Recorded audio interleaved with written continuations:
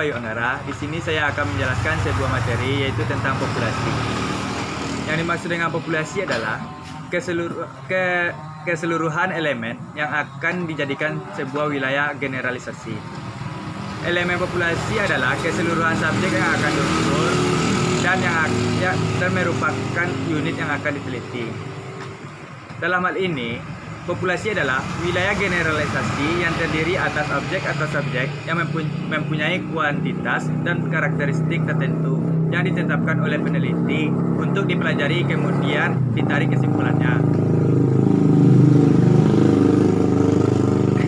Jadi, populasi bukan hanya orang, tetapi juga objek dan benda-benda alam yang lain.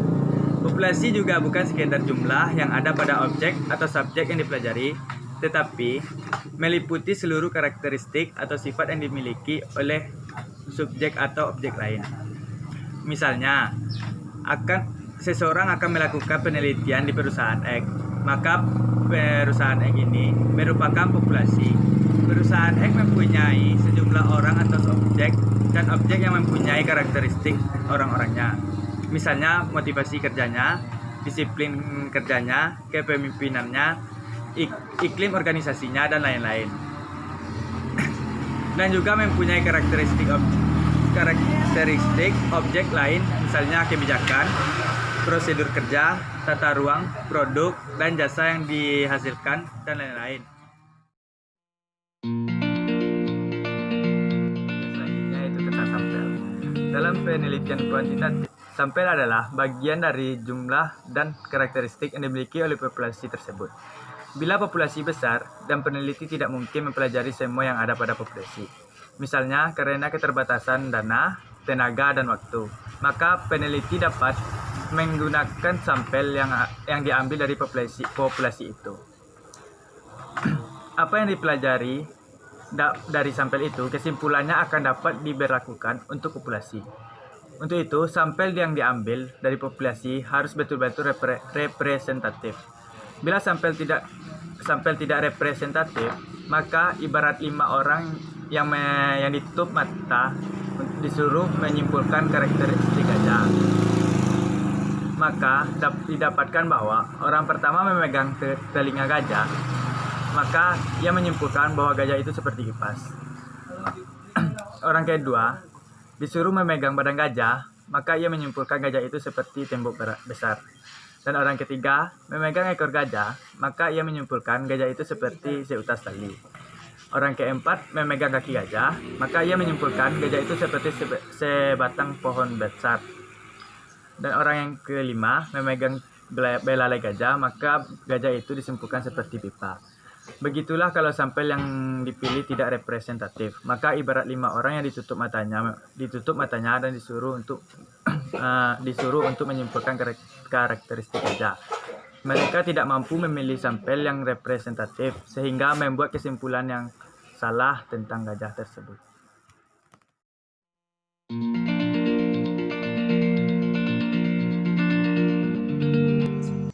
Teknik sampling ini merupakan teknik pengambilan sampel yang mana untuk menentukan sampel yang digunakan dalam penelitian terdapat berbagai teknik sampling yang digunakan. Teknik sampling pada dasarnya dapat dikelompokkan menjadi 2, yaitu probabilitas sampling dan non-probabilitas sampling. Pertama, probabilitas sampling adalah teknik pengambilan sampel yang memberikan peluang yang sama bagi setiap unsur anggota populasi untuk dipilih menjadi anggota sampel. Teknik ini meliputi A. Simple random sampling.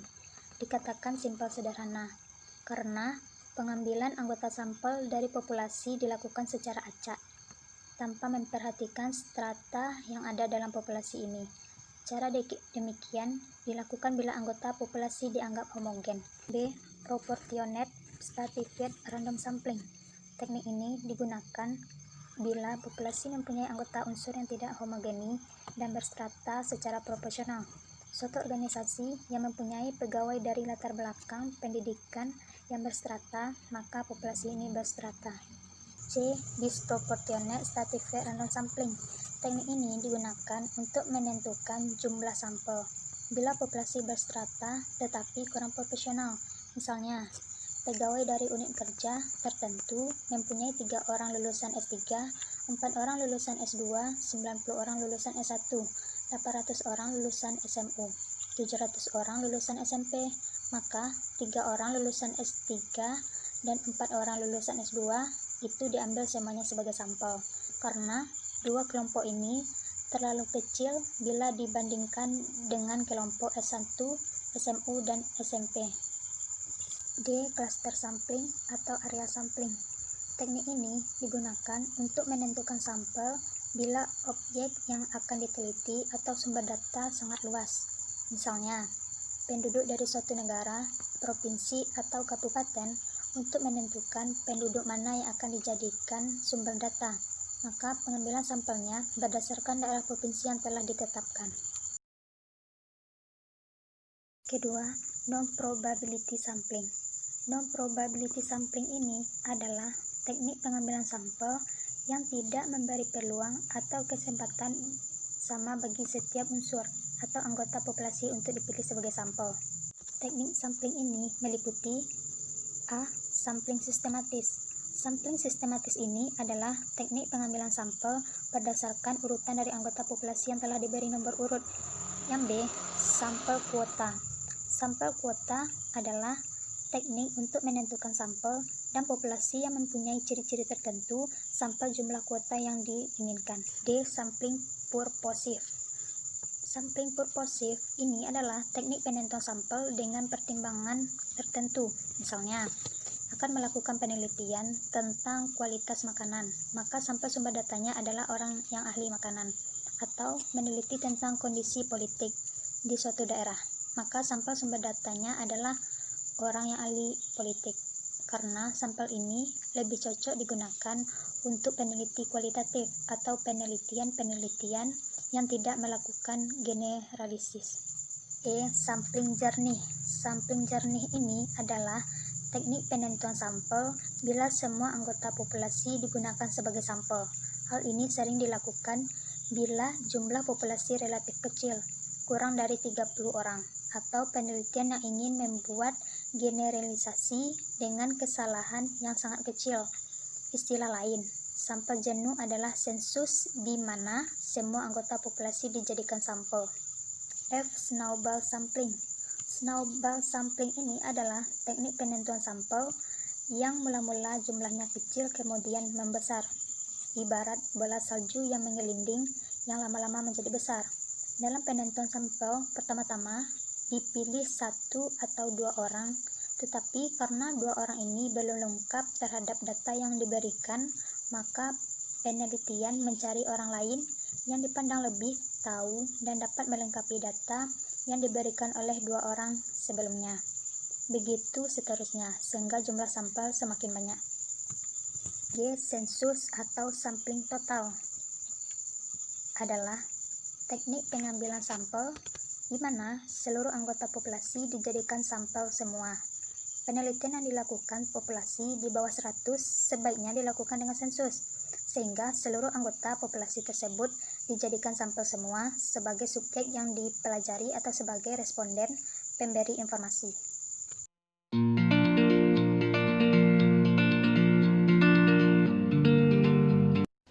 Menentukan ukuran sampel.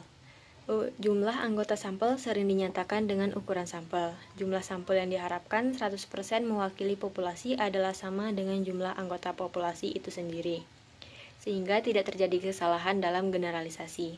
Jadi, bila jumlah populasi tersebut berjumlah 1000 dan hasil penelitian itu akan diberlakukan untuk 1000 orang tersebut tanpa ada kesalahan, maka jumlah sampel yang diambil sama dengan jumlah populasi tersebut, yaitu 1000 orang.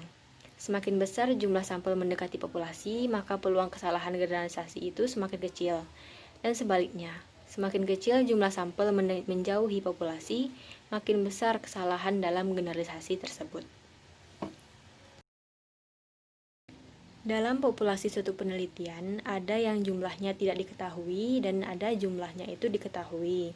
Oleh karena itu, dalam melakukan perhitungan ukuran sampel yang akan digunakan juga memperhatikan kedua jenis populasi tersebut.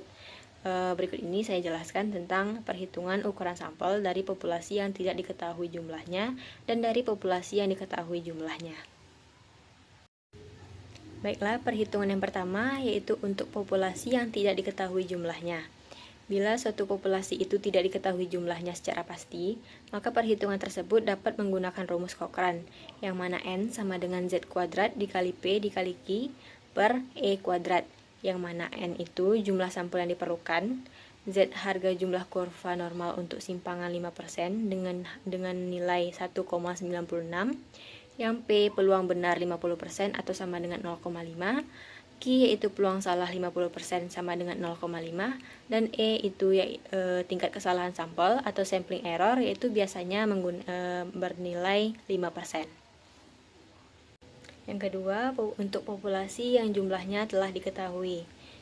Bila jumlah populasi itu diketahui, maka perhitungan sampel dapat menggunakan rumus Yamane serta rumus Isaac and Michael. Yang mana rumus Yamane ini dan rumus Isaac dan Michael ini ditunjukkan sebagai N sama dengan N besar dibagi 1 ditambah N besar dikali E kuadrat, yang mana N itu jumlah sampel yang diperlukan, N besar itu jumlah populasinya, dan E sama dengan tingkat kesalahan sampel atau sampling error yang biasanya bernilai 5%. Selanjutnya, perhitungan yang kedua menggunakan rumus Isaac dan Michael, yang mana rumusnya S sama dengan C dikali N besar dikali P dikali Q dibagi D kuadrat, N besar dikurang 1 ditambah C kuadrat dikali P dikali Q, yang mana S itu jumlah sampel, C kuadrat yang harganya tergantung derajat kebebasan dan tingkat kesalahan. Untuk derajat kebebasan 1 dan kesalahan 5%, harga C kuadratnya itu sama dengan 3,841. Untuk D, perbedaan antara rata-rata populasi dengan rata-rata sampel, yang mana tingkat kepresisiannya sampel itu sebesar 5% sama dengan 0,05, dan N besar itu jumlah populasi, P yaitu peluang benar sebesar 0,5, dan Q peluang salah sebesar 0,5.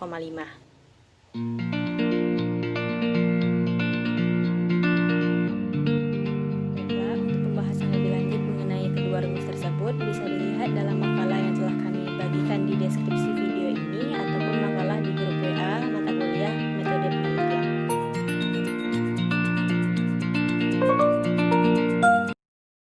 Baiklah, materi terakhir, cara pengambilan anggota sampel. Pengambilan sampel secara acak atau random dapat dilakukan dengan bilangan random atau komputer maupun dengan undian.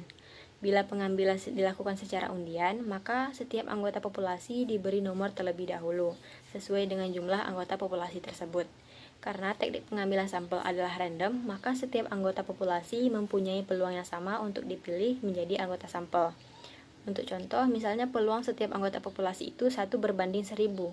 Dengan demikian, cara pengambilannya bila nomor 1 telah diambil, maka perlu dikembalikan lagi. Kalau tidak dikembalikan lagi, peluangnya menjadi tidak sama. Misalkan juga nomor pertama itu dikembalikan lagi, maka peluang berikutnya menjadi 1 berbanding 1000 dikurang 1, maka jadinya 1 berbanding 1999. Maka peluang semakin besar bila yang telah diambil itu tidak dikembalikan lagi dan dianggap tidak sah dan tidak dikembalikan lagi.